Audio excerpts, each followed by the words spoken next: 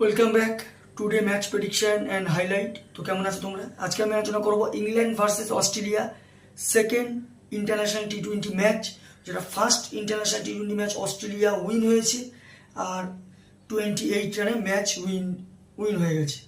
তো second first টি-20 match সাউদাম্পটনে যেটা খেলা হয়েছিল, ইংল্যান্ড টসে জিতে বল নিয়েছিল, ডিসিশন ঠিক নিয়েছিল, কিন্তু ইংল্যান্ড যথেষ্ট ম্যাচটা তাড়াহুড়ো করে ফেলে, যার জন্য ইংল্যান্ড 28 রানে ম্যাচটা হেরে যায়। যদি একটা ক্যালকুলেশন অনুযায়ী ইংল্যান্ড এগোতো তাহলে ম্যাচটা হয়তো জিততে পারতো, ডিসিশন ঠিক নিয়েছিল টস জিতে।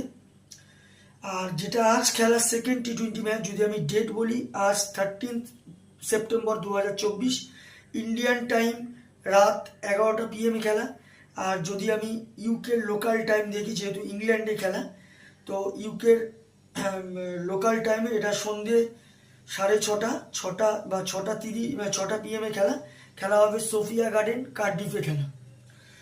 তো প্রথমে আলোচনা করবো কার্ডিফের ওয়েদার দেখি। ওয়েদার যদি ক্লাউডি ওয়েদার আছে, তবে একটা 30 থেকে 40% চান্স আছে রেন হওয়ার, আশা করা যেতে পারে। ফুল 20 ওভার খেলা হবে, এই সময় 21 ডিগ্রি সেলসিয়াস আছে।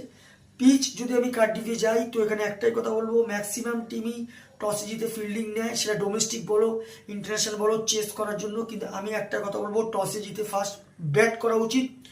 160 170 গুড টোটাল, এমনকি 150ও ডিফেন্ডেবল টোটাল হয়ে যেতে পারে। তো এখানে একটাই কথা বলবো, টসে জিতে ফার্স্ট ব্যাট করা উচিত। তো এখানে ইংল্যান্ডের যদি আমি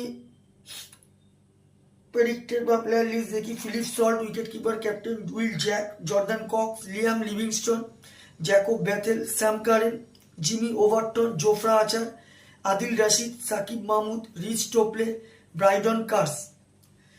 অস্ট্রেলিয়ার যদি আমি প্রেডিক্টেড 11 দেখি, Matthew Short, Travis Head, Mitchell Marsh, captain Josh Inglis wicket keeper, Marcus Stoinis, Tim David, Cameron Green, Sean Abbott, Xavier Bartlett, Adam Zampa, Josh Hazlewood, Jake Fraser, ম্যাকগার্ড।